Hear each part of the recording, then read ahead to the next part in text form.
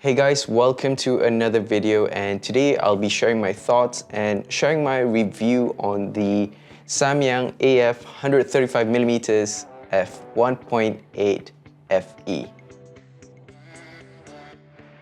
The first thing that I want to talk about the lens is in terms of its handling. And I did an unboxing video. If you haven't watched it, it's somewhere over there. If you've been following me for a while now, you know how I'm a fan of, small and light lenses.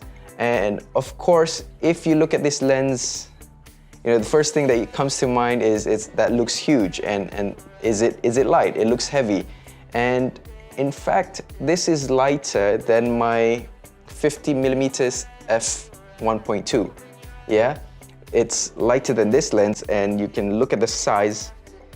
Yeah, this is heavier, this is lighter. All right, Samyang chose a material that makes the overall weight not too heavy in the hand. Really, I can just go out and shoot in the streets without feeling tired in terms of the whole setup on my wrist. Yeah, I mean, whether it's shooting the streets or shooting events like weddings, yeah, it's just really light. Yeah.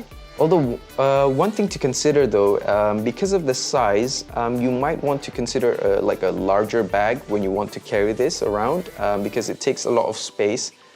Even with the lens hood folded in, it's still large, it's still like a chunky lens, but you're not going to feel it on your shoulders or in your hands, yeah, when you go out shooting. Now, the second thing that I want to talk about is the AF performance. AF performance, I think nowadays has become one of the major factors to consider when you buy a lens, right? And after reviewing Samyang lenses since the first few releases, like the 50 f1.4, Samyang has gone a long way in terms of their technology, their integration into the Sony lineup, and I think they've improved so much that this lens has no issues in terms of focusing, in terms of noise, in terms of tracking subjects as well. I've been using it with my A7 IV. It has no trouble in terms of staying locked on to subjects. I even shot a bird flying in midair, and it just locked on all the way. So I think it's up to date in terms of the AF performance with the latest bodies. Yeah, I think in that sense, for me, for the past few weeks, I've not faced any issues with the AF performance, whether it's in good lighting, in low light, during the shooting in the streets, shooting weddings. It's just performed really, and I can tell you now that the AF performance has come a long way for Samyang. Yeah, with better AF performance, I think we can focus more on enjoying our shoots and just composing our images and all that. So we don't have that issue, we don't have that worry at the back of our heads, like, oh, is it gonna miss focus? Is it gonna be sharp, and all that. And in terms of image, I think Samyang has been quite well known. Samyang has been known to produce lenses with character. I think that's one of the reasons that made me, I would say, love the images coming up from Samyang. It just, with the past releases. Now this lens is no different. The images are sharp, it's tack sharp, and it's been compared to the 135G Master, which is known to be one of the sharpest lenses for Sony native lens. And for this lens to be compared to one of the sharpest lenses out there, it just it's a statement from Samyang that that they can produce lenses of that quality as well, yeah? Besides the sharpness, in terms of chromatic aberration, I've not encountered any chromatic aberration so far. And the images, they just speak a lot of character, with that swirly bokeh, and the background, it just melts away, and because I shoot a lot of weddings, usually with the 50G Master, to get more separation with the background when I shoot, a full body shot, it's very difficult. But with the 135mm, it's just really possible, and the subjects just pop, and it's just beautiful. And I'm just gonna let the images speak for themselves, so do enjoy some of the photos that I've taken with this lens for the past couple of weeks, and I hope you enjoy them.